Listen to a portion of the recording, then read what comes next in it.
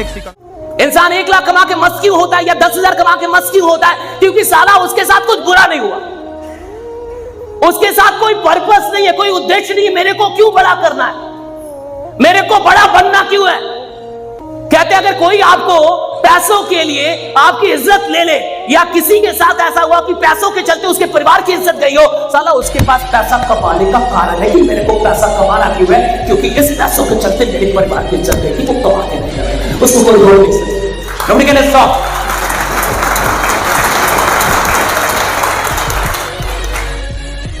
उस घटना का एक और पहलू है,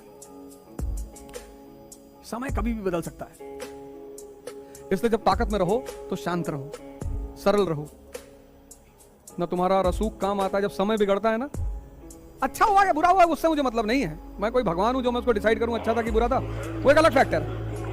लेकिन देखो, सत्ता, रसूख, पैसा, जब समय विपरीत होता है ना, बस सब फेल कर जाता है, सब।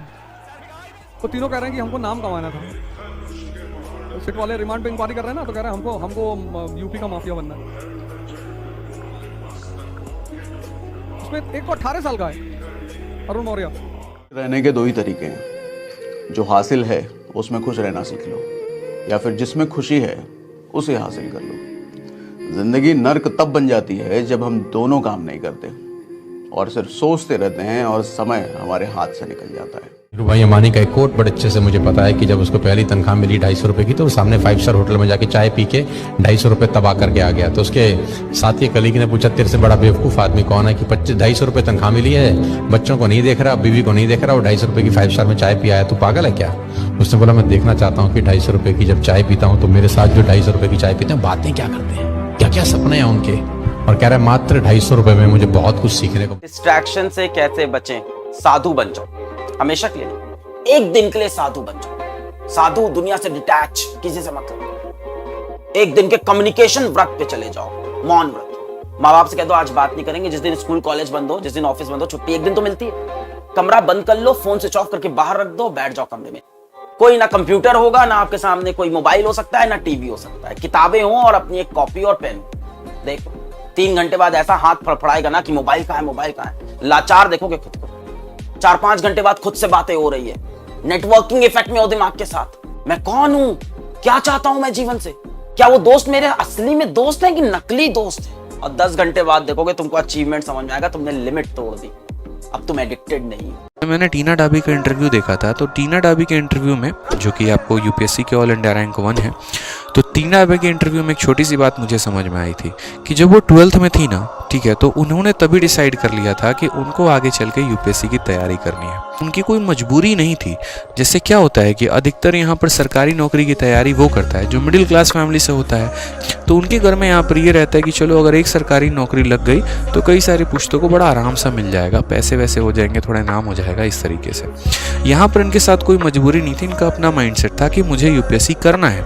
अब इनको अगर यूपीएससी करना है तो ऐसे केस में क्या होता है कि अगर आपका माइंडसेट बड़ा फिक्स हो जाता है ना, अगर आप अपने गोल को डिसाइड कर लेते हो, अगर आपने एम बना लिया है कि करना क्या है, तो उस केस में आपके आसपास चीजें वैसे ही घटना शुरू होने लगती हैं उसी के आधार पर। प्रॉब्लम पे ध्यान लगाओगे ना तो गोल दिखना बंद हो जाएगा, और जब गोल पे ध्यान लगाओगे तो प्रॉब्लम दिखनी बंद हो जाएगी। आदमी जिंदगी में उतना ही बड़ा कर सकता है जितना बड़ा सोच सकता है। हिम्मत चाहिए, हिम्मत। बड़ा करने के लिए हिम्मत नहीं चाहिए, पहले बड़ा सोचने के लिए चाहिए।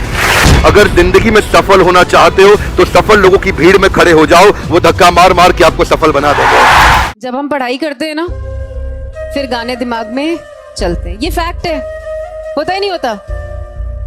आप ब्रेक ले रहे हो, आपको तो लग रहा है अरे 10 मिनट ही तो गाने सुन रहा हूँ, 10 मिनट का ब्रेक ले रहा हूँ या टीवी देख रहा हूँ, पर वो गाने आप जो सुन रहे हो फिर जब पढ़ने बैठोगे तो दिमाग में चलेंगे 100%।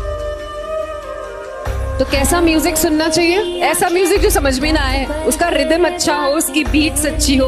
तेलुगु सुन लो, कन्नड़ सुन लो, राइट, ऐसा कुछ सुन लो, या फिर इंस्ट्रूमेंटल।